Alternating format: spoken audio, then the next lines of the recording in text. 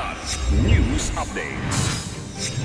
Mga balita ngayon, 140 loose firearms isinuko sa Iloilo City. Suspect sa Isabela City Hall employee Slay arestado, 3 pamamaril sinisilip kung magkakaugnay.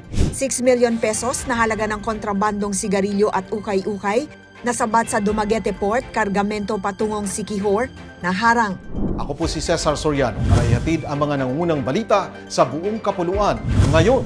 Voluntaryong isinuko ng mga residente ang 140 loose firearms sa Iloilo City sa loob ng 7 buwan bilang bahagi ng pinaigting na kampanya laban sa iligal na armas.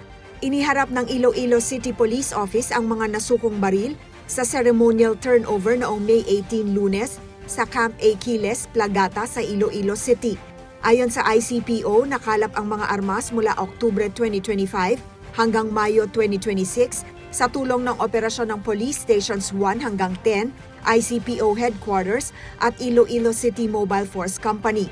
Pinakamaraming naitalang surrender mula sa Police Station 5 na may 18 baril, kasunod ang Police Station 9 at ICMFC na tig 17, habang Police Station 3 ay may 16. Ayon kay Police Colonel Wilbert Parilla, malaking ambag ang suporta ng komunidad upang mabawasan ang armas na posibleng magamit sa krimen at mapanatili ang kaayusan. Kasabay nito, nagkaroon rin ng ICPO ng License to Own and Possess Firearms o LTOPF Caravan noong May 7 at 8 para hikayatin ang legal at responsableng pagmamay-ari ng baril. Arestado na ang suspect sa pagpatay kay Carlisel Carla Nuena, isang Isabela City Hall employee at ikatlong biktima sa hinihinalang magkakaugnay na serya ng pamamaril sa Isabela City, Basilan. Kinilala ng pulisya ang suspect na si Joel Buenbrazo Abella alias Joe, 49, na dinakip sa law enforcement operation sa Barangay Sunrise nitong May 20. Ayon sa Isabela City Police Station, kabilang siya sa top 5 most wanted at may warrant sa kasong murder at frustrated murder. Ayon kay Isabela City Police Station Chief Lieutenant Colonel Wilfredo Palamos Jr., natunto ng suspect sa pamamagitan ng witness accounts, intelligence gathering at CCTV analysis.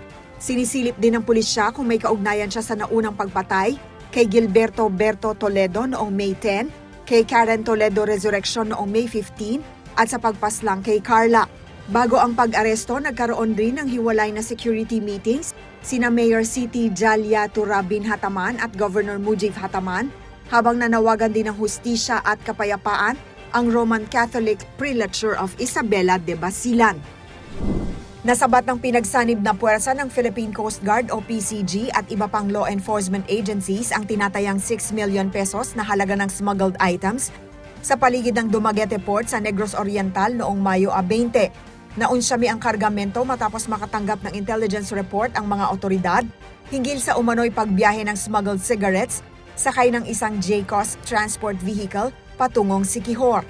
Sa inspeksyon, nadiskubre ang 50 master cases ng hinihinalang iligal na sigarilyo, isang Fuso truck at 4 na bales ng ukay-ukay na pinaniniwalaang para sa distribusyon sa Siquijor.